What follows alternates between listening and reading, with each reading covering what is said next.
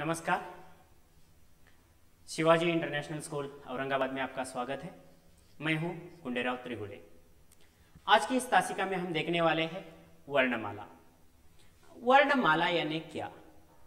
अगर वर्णमाला को हमने देखा तो दो शब्द मिलते हैं, एक है वर्ण और दूसरी है माला। माला का मतलब आपको पता ही है, फूलों की माला होती है। फूलों की माला को सुंदर दिखाने के लिए अलग अलग तरह के फूलों को जो है सजाया जाता है, तभी एक माला सुशोभित होती है।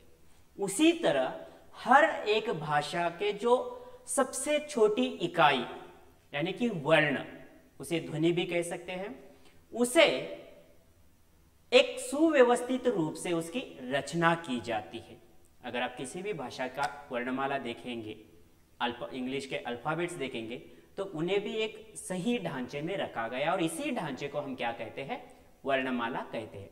और किसी भी भाषा को सीखने के लिए इसकी आवश्यकता है। अब आप लोग सोच रहे होंगे कि यह कौन सी कक्षा के लिए है?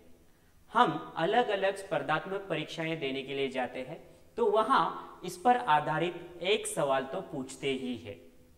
तो इसलिए आज के इस तासिका में हम देखने वाले हैं वर्णमाला के बारे में। तो अब हिंदी के वर्णमाला किसे कहते हैं? वर्णमाला उसे कहते हैं किसी भी भाषा के वर्ण या अक्षरों के सुव्यवस्थित रूप या रचना को वर्णमाला कहते हैं।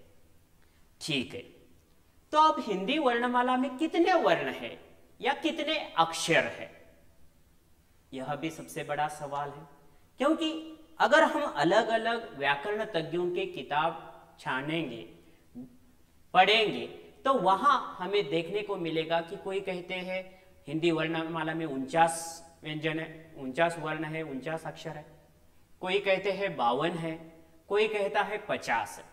लेकिन सब विज्ञानियों के किताबों को छानने के बाद कुछ इस नतीजे पर आ जाते हैं कि हिंदी वर्णमाला के जो है उच्चारण के आधार पर जो वर्णों की संख्या है वह 45 है, जिसमें 10 स्वर है और 35 व्यंजन है।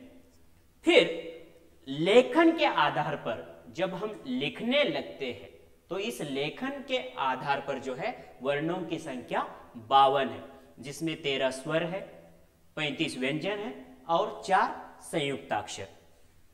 अब आप लोगों के दिमाग में सवाल आया होगा कि अब ये स्वर क्या है, व्यंजन क्या है, संयुक्त व्यंजन क्या है या संयुक्ताक्षर क्या है? तो इसके लिए हम आपसे जो है अगले सेशन में मिलेंगे।